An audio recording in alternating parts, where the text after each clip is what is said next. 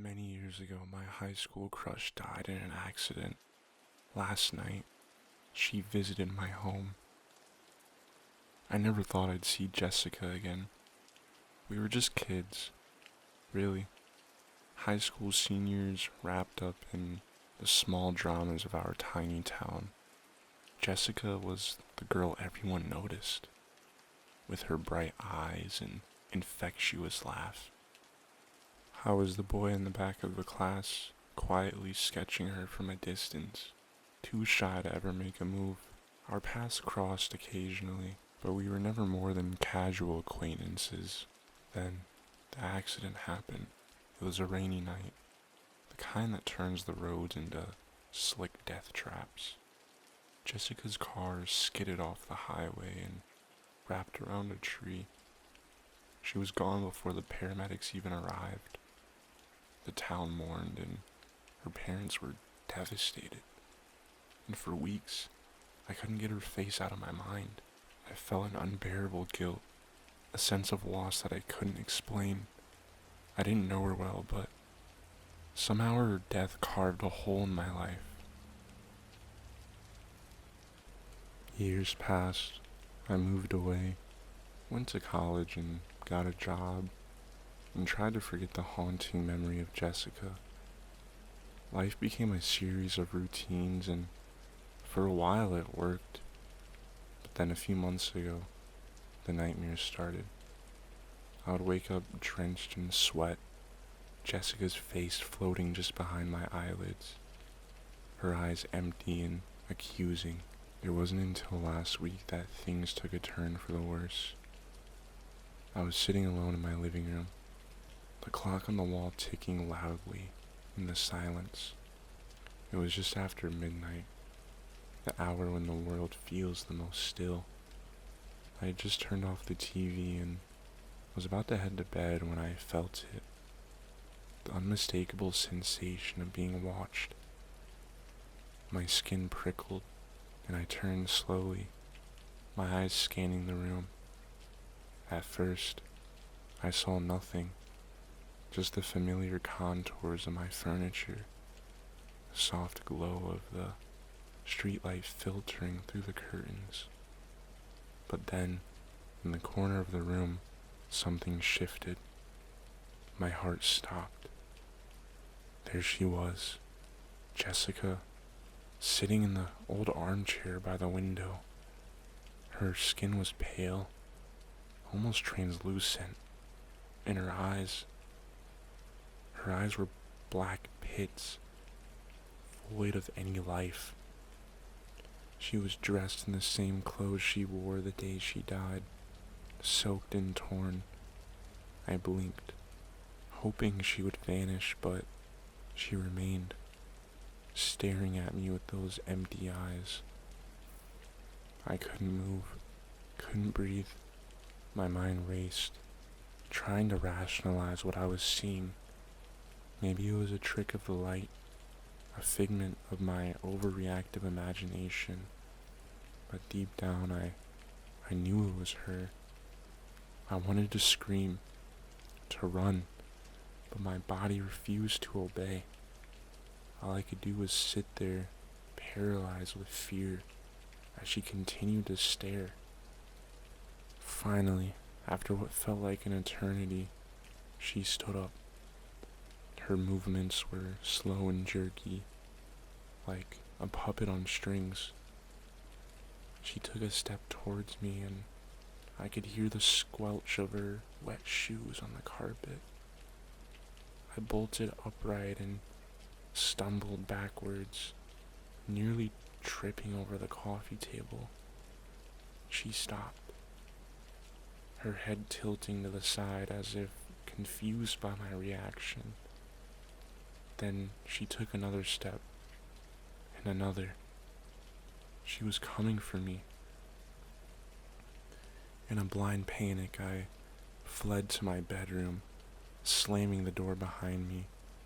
My hand shook as I locked it, a metallic click echoing in the silence. I pressed my ears to the door, listening. Nothing. No footsteps. No movement. just silence.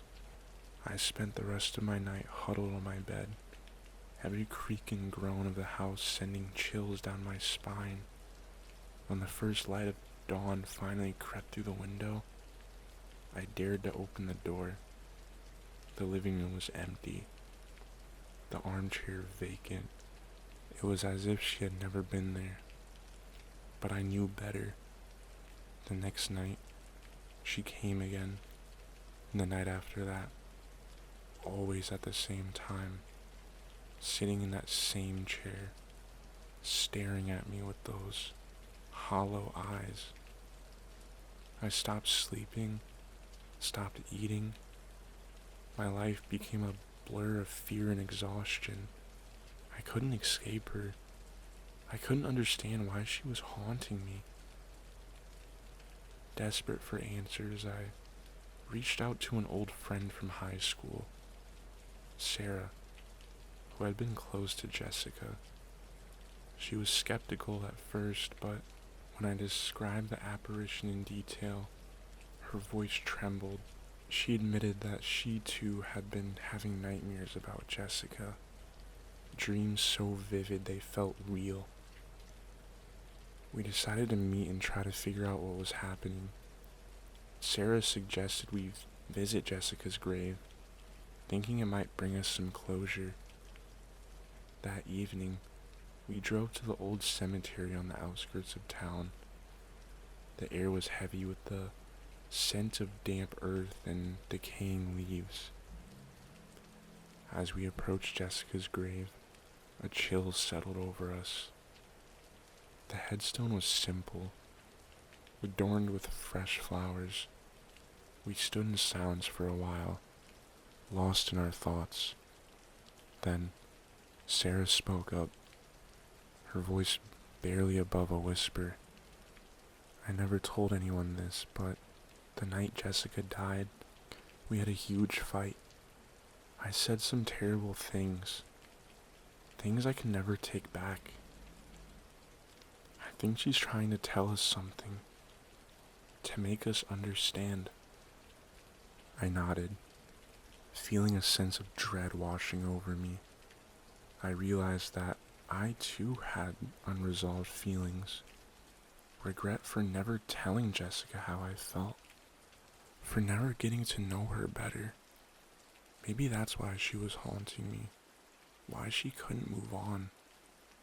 We decided to hold a small ceremony, a way to say goodbye and ask for her forgiveness. As we lit candles and spoke our apologies, a strange sense of peace settled over the graveyard.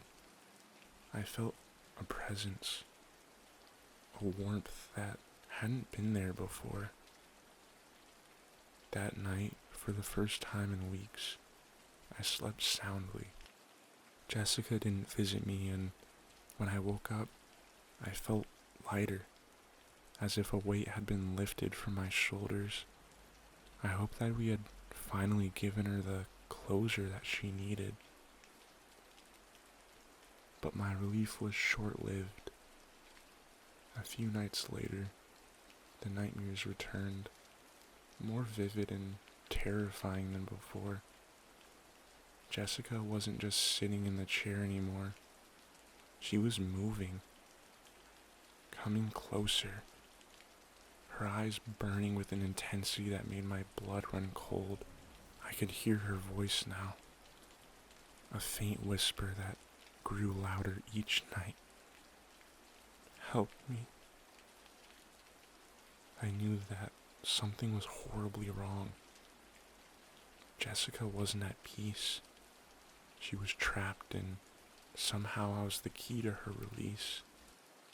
I delved into old town records, searching for anything that might explain her restless spirit.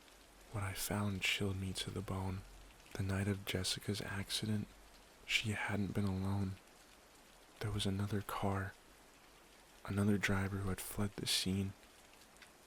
The police had never found the culprit, and the case went cold.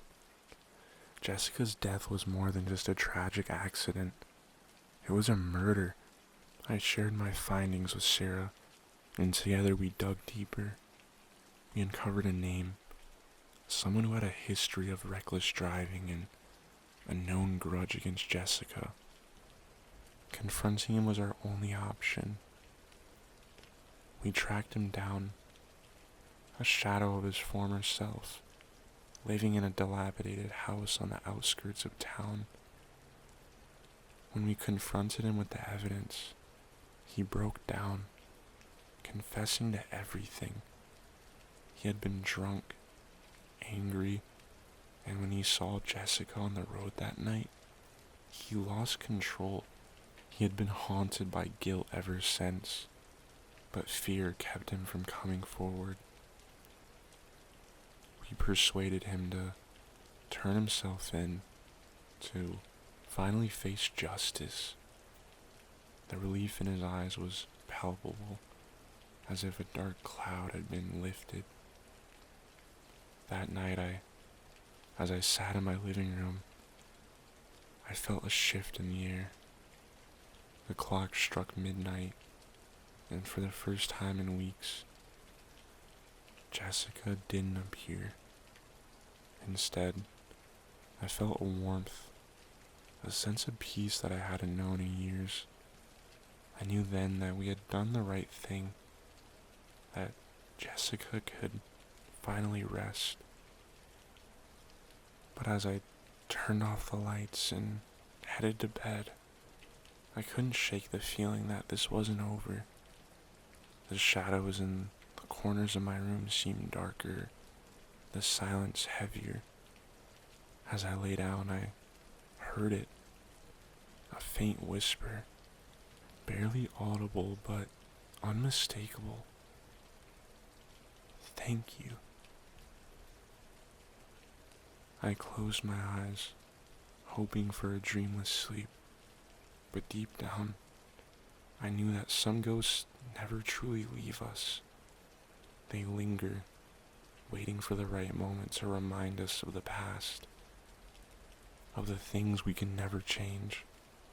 And in the dead of night, when the world is silent and still, I can still feel Jessica's presence, watching over me, a reminder of the love I never had the courage to confess, and the girl who will forever haunt my dreams.